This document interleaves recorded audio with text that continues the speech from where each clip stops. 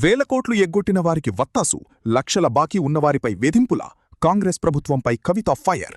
Rice మిల్లర్ల సమస్యలపై ఆమె ఏ రేంజ్లో నిలదీశారో ఈ వీడియోలో మీరే చూడండి. జై తెలంగాణ. అందరికీ నమస్కారం.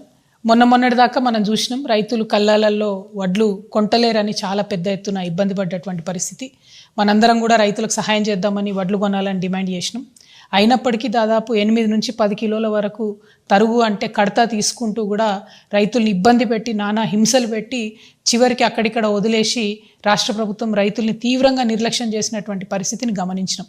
ఒక పక్క రైతులతో రక్త కన్నీరు పెట్టిస్తున్నటువంటి రేవంత్ రెడ్డి ప్రభుత్వం, ఇంకొక పక్క చిన్న రైస్ మిల్లర్స్ ఎవరైతే ఉంటారో, రైస్ మిల్లర్స్ ఎవరైతే ఉంటారో వారిని కూడా తీవ్రంగా ఇబ్బందులకు గురి చేస్తున్నటువంటి పరిస్థితి కనబడతా ఉన్నది. ప్రధానంగా ఏదైతే రైతులు పండించేటటువంటి ధాన్యాన్ని ప్రభుత్వం కొని దాన్ని మిల్ చేసి మళ్ళీ రేషన్ షాపుల ద్వారా ప్రజలకు ఇచ్చేటటువంటి వ్యవస్థ మన రాష్ట్రంలో కొనసాగుతుంది. అయితే ఈ వ్యవస్థలో రైస్ మిల్లర్స్ ఉంటారు, అట్లానే బాయిల్డ్ రైస్ మిల్లర్స్ అని పెద్ద రైస్ మిల్లర్స్ ఉంటారు. ఈ బాయిల్డ్ రైస్ మిల్లర్స్ అనేటోళ్ళు ఒక్కొక్క జిల్లాలో పెద్ద ఎత్తున రైస్ మిల్స్ పెట్టుకొని 100 కోట్ల రూపాయలతోని వ్యాపారం చేసేటటువంటి బడా వ్యాపారవేత్తలు ఉంటారు. వీళ్ళు సంవత్సరం పొడవునా కూడా అన్ని సీజన్స్లో కూడా వడ్లు కొంటూ ఉంటారు, వ్యాపారం చేస్తూ ఉంటారు. ఇప్పుడున్నటువంటి రేవంత్ రెడ్డి గారి ప్రభుత్వం ఈ పెద్ద రైస్ మిల్లర్స్ ఎవరైతే ఉంటారో, 100 కోట్లలో వ్యాపారం చేసేటటువంటి రైస్ మిల్లర్స్ ఎవరైతే ఉంటారో వారు ప్రభుత్వానికి దాదాపుగా 4,000 కోట్ల రూపాయలు బాకీ ఉన్నా కూడా వారి వైపు వెళ్ళడం లేదు, వారిని అడగడం లేదు.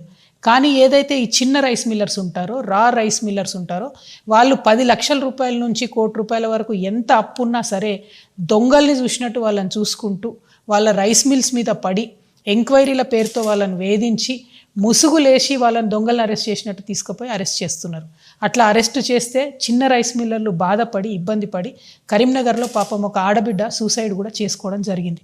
మరి ఇటువంటి దారుణమైన పరిస్థితుల్లో కూడా ఉత్తమ్ కుమార్ రెడ్డి గారు కానీ రేవంత్ రెడ్డి గారు కానీ మరి జరుగుతున్న పరిస్థితి ఏంటి, మోసం ఏంటి అని గ్రహించలేకపోతున్నారా, లేకపోతే చూసి చూడనట్టుగా పోతున్నారా నాకు అర్థమవుతలేదు.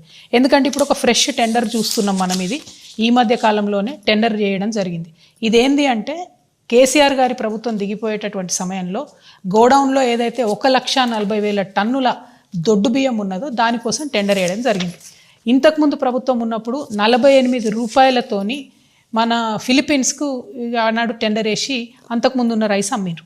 ఇప్పుడున్న ఈ 1,40,000 టన్నుల రైస్ని 21 రూపాయల 70 పైసలకు మాత్రమే టెండర్ తీయడం జరిగింది. టెండర్ డాక్యుమెంట్ చూస్తే ఇందులో 24 రూపాయలు అని ఉన్నది.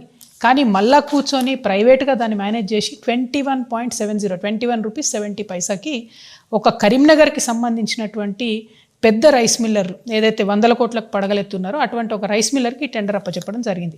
సరే, దీనికి వ్యతిరేకంగా చిన్న రైస్ మిల్లర్స్, ఇతర మాలాంటి వాళ్ళు కొంచెం కన్సర్న్ సిటిజన్స్ అంతా కోర్టుకు పోయినారు. ఇప్పుడు కోర్టులో ఈ వ్యవహారం పెండింగ్లో ఉన్నా కూడా 10,000 టన్నుల వరకు కూడా ధాన్యాన్ని ఆల్రెడీ లిఫ్ట్ చేయడం జరిగింది. మరి ఇది ఉత్తమ్ కుమార్ రెడ్డి గారికి తెలిసి జరుగుతుందా, తెలియక జరుగుతుందా? స్టీఫెన్ రవీంద్ర గారు ఆనాడు ఉస్మానియా యూనివర్సిటీలో పిల్లల్ని కర్రలతో కొట్టి ఇబ్బంది పెట్టినటువంటి ఒక IPS ఆఫీసర్ గారు ఇవాళ కమిషనర్గా ఉన్నారు PDSకి.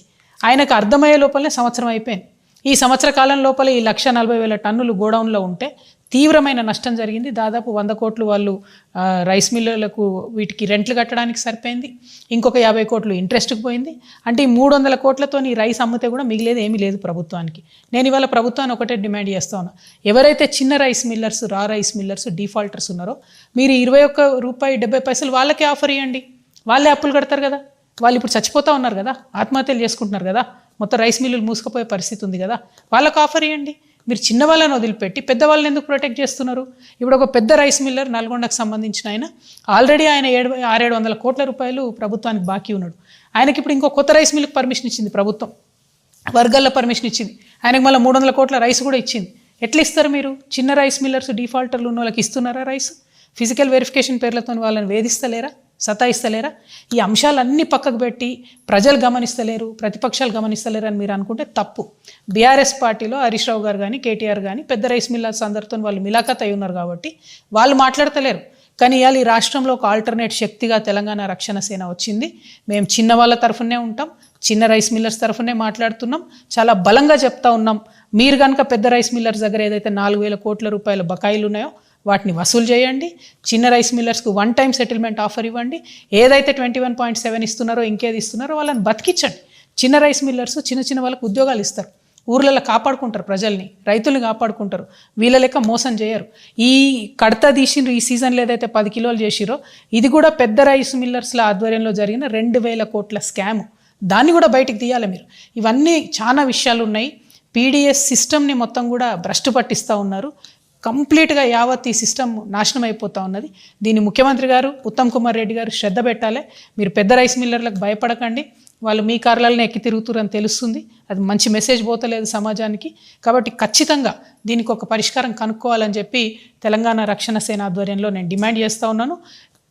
పరిష్కారం చేయకపోతే ఈ పెద్ద రైస్ మిల్లర్లందరూ పేరున ఎక్కడుంటారో కూడా మాకు తెలుసు.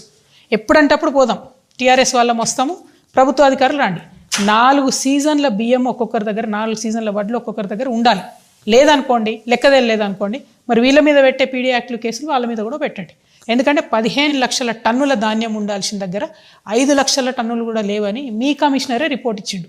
మరి ఛాలెంజ్ చేస్తాను ఉత్తమ్ కుమార్ రెడ్డి గారు, మీరు మినిస్టర్ కదా, మీరు ఎటంటే అటు పోదాం, ఏ జిల్లాకంటే ఆ జిల్లాకు పోదాం, నేను వస్తా, మీరు కూడా రండి. వాళ్ళ దగ్గర కనుక ఆ వడ్లు దొరకకపోతే ఏదైతే చిన్న వాళ్ళ మీద, చిన్న రైస్ మిల్లర్స్ మీద కేసులు పెడుతున్నారో పెద్దవాళ్ళ మీద కూడా పెట్టండి. ఒక దళితుడు అండి పాపం, ఆయన రైస్ మిల్ పెట్టుకున్నాడు, ఆయన మీద పీడీ యాక్ట్ పెట్టిరు. మరి మీకు ధైర్యం ఉంటే పెద్దోళ్ళ మీద పెట్టండి. మా నిజామాబాద్లో కూడా ఒక ఆయన ఉన్నాడు, ఇట్లా పెద్ద మనిషి, ఎన్నో ఏళ్ళకెళ్ళి రైస్ మిల్ దాంట్లో ఉన్నాడు, ఆయన కూడా ఇదే మోసం చేస్తున్నాడు. సో ఈ పెద్ద రైస్ మిల్లర్ల దందాను ఇమీడియట్గా ప్రభుత్వం ఆపాలే. ఈ పీడిఎస్ రైస్ ఏదైతుందో ఇప్పటికన్నా మీరు ఫిలిపీన్స్ కమ్మండి, కనీసం అంతకో ఇంతకో ఇప్పుడు తుట్టిపోకుండా గవర్నమెంట్కి నష్టం రాకుండా ఉంటుంది. అల్టిమేట్గా ప్రజల సొమ్ము కాపాడబడాలి, ప్రజలకు మీరు మంచి రైస్ ఇవ్వాలని నేను కోరుతున్నాను. Thank you. జై తెలంగాణ.